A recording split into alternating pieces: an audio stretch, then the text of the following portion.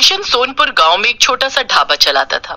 इस काम में उसकी पत्नी कमला भी पूरा साथ देती थी। कमला और किशन दोनों मिलकर सुबह से शाम तक अपने ढाबे पर काम करते और जो पैसे बचते उनसे अगले दिन का सामान खरीदते और बाकी से घर का गुजारा करते। ऐसे ही दिन बीत रहे थे। गर्मियां आने वाली थी। गांव के पास जो और दूसरे बड़े ढाबे और होटल थे, उन सब ने अपने ढाबे और होटल में बढ़िया एयर कंडीशनर लगवा दिए थे ताकि गर्मियों में भी ग्राहकों की भीड़ लगी रहे। इस कारण अब किशन के ढाबे पर ग्राहकों ने आना बंद कर दिया। अब ज्यादातर ग्राहक दूसरे ढाबों में ही जाकर खाना खाने लगे। इस कारण किशन की आमदनी बिल्कुल ना के बराबर हो गई।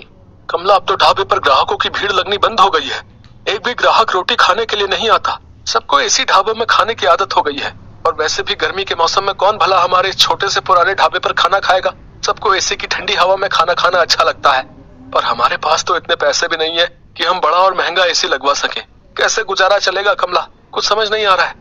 इसी बात को लेकर तो मुझे भी चिंता हो रही है। ग्राहक नहीं आते तो खाना भी रोजाना का खराब हो रहा है। हमारा तो बहुत नुकसान हो जाएगा। अब तो थोड़े से ही पैसे बचे हैं जिनसे सिर्फ एक दाल और रोटी बना सकते हैं। उसके अलावा हम कुछ नहीं बना सकते।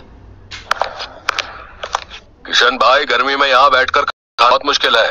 आज तो मैं गलती से बैठ गया, नहीं तो अब तो मैं एसी वाले ठंडे ढाबे में ही खाना खाऊंगा। वहाँ थोड़े पैसे ज्यादा होते हैं पर आराम से खाना तो खा लेते हैं। लाओ, कितने पैसे हो गए? 50 रुपए। ये लो, और इस ढाबे का कुछ करो और साथ में एसी ढाबा करो इसे, नहीं तो कोई खाना खाने नहीं आएगा। दिन पर दिन किशन और कमला परेशान रहने लगे। अब तो इक्का दुक्का ही ग्राहक उनके ढाबे पर आता। इस कारण किशन ने सिर्फ एक दाल और रोटी बनानी शुरू कर दी, क्योंकि बाकी चीजें अगर वो बनाए तो ग्राहक नहीं आए तो खराब हो जाएंगी और फिर पैसे भी तो चाहिए। इसी कारण वो जैसे तैसे अपना ढाबा थोड़ा बहुत चला रहा था। कमला, आज बस 250 रुपए की कमाई हुई है। अब तो कोई रास्ता ही नजर नहीं आ रहा है। मुझे लगता है हमें अपना ढाबा बंद करना होगा। किशन के ढाबे के सामने एक बहुत बड़ा ढाबा था। वहाँ ग्राहकों की भीड़ लगी रहती थी, क्योंकि इस साल ही वहाँ के मालिक रघु ने बहुत ही बढ़िया मरम्मत करवा कर ढाबे में एसी लगवा दिया था। क्या बात है किशन, ढाबे पर कोई नहीं आया? एक काम कर, ढाबे पर ताला लगा दे। अब तेरा ढाबा नहीं चलने वाला। इतनी भारी गर्मी में एसी के बिना कोई खाना खाने नहीं आएगा, और तेरे पास इतने पैसे नहीं है कि तू मेरी तरह इतना महंगा एसी लगवा सके। और मैंने एक नहीं दो एसी लगवाए हैं, तब जाकर अच्छी कमाई हुई है। किशन और कमला ने सोच लिया था कि अब इस ढाबे को बंद कर देंगे। थोड़ा बहुत राशन रखा था जिससे उन्होंने आज का ढाबे का खाना बना लिया था। कमला, ये दाल और रोटी जो बनाई है बस आज की बेच लेते हैं, कल से ताला लगा ही देंगे। कोई फायदा दिखाई नहीं दे रहा है। हाँ, मैंने जो दाल बची थी वो बना दी है और थोड़ी बहुत तंदूर की रोटियां भी। उस दिन पूरा दिन कोई भी ग्राहक नहीं आता। दाल और तंदूर की रोटियां ऐसी ही रखी थी। कमला, मुझे लगता है अब कोई नहीं आएगा। रात के 9 बज रहे हैं, हमें घर चलना चाहिए। सामने रघु के ढाबे पर भीड़ लगी हुई है, तो भला यहाँ कौन आएगा? तभी किशन देखता है सामने रघु के ढाबे पर एक बहुत ही जरूरतमंद आदमी अपनी गर्भवती पत्नी के साथ कुछ मदद मांग रहा है। भैया, मेरी मदद करो। मेरी पत्नी की तबीयत बहुत खराब है।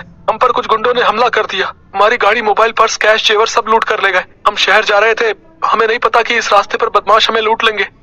ओ भाई, ये कोई खैराती धर्मशाला नहीं है जो तुम्हें मुफ्त में यहाँ रोक लूं। चलो जाओ यहाँ से। पता नहीं कहाँ कहाँ से आ जाते हैं, मुझे क्या पता। कोई चोर उचक्के लुटेरे हो तुम। आजकल किसी का कोई भरोसा नहीं है। और छोटू, इन्हें बाहर भेज और ढाबे का शटर गिरा दे। मैं घर जा रहा हूँ। ऐसा ना कहो, मेरी पत्नी की तबीयत सचमुच बहुत खराब है। बस कुछ देर आराम करके हम चले जाएंगे। अरे अरे, सुनो तो भैया, भैया सुनो तो। सुनो जी, अब खड़ा नहीं हुआ जा रहा। मुझे बहुत प्यास लगी है, थोड़ा सा कहीं से पानी ले लो। किशन और कमला उस व्यक्ति और उसकी पत्नी को देख रहे थे। किशन दौड़कर उनके पास जाता है। भैया जी, आप चिंता मत करो, आप मेरे साथ मेरे ढाबे पर चलो। आइए बहन जी, आप मेरे साथ आइए। किशन और कमला उस व्यक्ति को और उसकी पत्नी को अपने ढाबे पर ले जाते हैं। साहब, ये दाल और रोटी आप खा लो, यहाँ कोई चिंता वाली बात नहीं है। पता नहीं, हम तो पहली बार इस रास्ते से गुजर रहे थे। जंगल का रास्ता था और पता ही नहीं चला कि कब इन बदमाशों ने हमारी गाड़ी को रोक लिया। किसी तरह से उनसे रहम की भीख मांगकर मैं अपनी पत्नी को सुरक्षित बचा कर लाया। मुझे धन दौलत की कोई कमी नहीं है, बस मैं तो कुछ देर आराम करने के लिए वहाँ सामने के ढाबे से मदद मांग रहा था, पर उन्होंने तो मेरी बात पूरी सुने बिना ही मुझे मना कर दिया। मैं अगर आज कुछ देर वहाँ रुकता तो अगले दिन अपने नौकर के हाथ पैसे भिजवा देता। तुम बहुत भले हो, तुमने भी तो बिना जाने पहचाने आज हमारी मदद कर दी। अच्छा, तो तुम ये ढाबा चलाते हो? साहब, चलाता तो हूँ, पर आज मेरा इस ढाबे पर आखिरी दिन था। मैं इस ढाबे को बंद कर रहा था। शायद आपकी किस्मत में आज मेरे ढाबे की रोटी खाना लिखा था। किशन अपना सारा दुख उस व्यक्ति को बताता है। चिंता मत करो भाई, आप अब तुम्हें इस ढाबे को बंद नहीं करना पड़ेगा। मेरा नाम वीरेंद्र सिंह है, मैं शहर का जाना माना व्यापारी हूँ। मेरे पास भगवान का दिया सब कुछ है, बस एक औलाद की कमी थी, वो भी भगवान ने हमारी झोली में खुशियाँ देकर पूरी कर दी। आज मेरी पत्नी की तुमने बहुत मदद की है, अब उसकी तबीयत में भी सुधार है और हम पति पत्नी सुरक्षित घर पहुँच जाएंगे। इससे बड़ी और क्या बात होगी। सुषमा, तुम्हें कैसा लग रहा है? मैं बिल्कुल ठीक हूँ जी, कमला ने मेरी बहुत देखभाल की है, अब मुझे बिल्कुल ठीक लग रहा है, अब मैं सफर कर सकती हूँ। किशन, तुम चिंता मत करो, मैं कुछ दिनों में तुम्हारे पास आता हूँ। तुम्हारे इस ढाबे को एसी ढाबा बनाने की जिम्मेदारी मेरी है। किशन और कमला की खुशी का ठिकाना नहीं था। उन्होंने किसी मजबूर की सहायता की तो भगवान ने उनकी सहायता की। कुछ दिनों बाद जब वीरेंद्र सिंह लौटता है तो उसके हाथ में एक मिठाई का डिब्बा था। उसकी पत्नी बेटा हुआ था। बेटा होने की खुशी जानकर कमला और किशन भी बहुत खुश होते हैं। वीरेंद्र सिंह अपने खर्चे से किशन और कमला को एक बहुत ही बढ़िया और बड़ा एसी ढाबा बना कर देता है, जो फुली एयर कंडीशनर था। किशन का ढाबा किसी बड़े 5 स्टार होटल से कम नहीं था। अब तो ग्राहकों की भीड़ उस ढाबे पर आने लगी।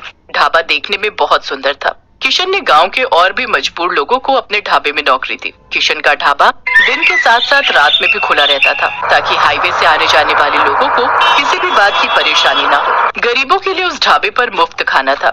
वीरेंद्र सिंह अपनी पत्नी के साथ अक्सर किशन के ढाबे पर आ जाता था। आज किशन के कारण ही वीरेंद्र सिंह का परिवार सकुशल था और वीरेंद्र सिंह ने भी किशन के लिए जो किया वो किसी बड़े उपकार से कम नहीं था। तभी तो कहते हैं कि भगवान अच्छों के साथ हमेशा अच्छा ही करते हैं, इसलिए हमें सदैव मजबूर लोगों की सहायता करनी चाहिए।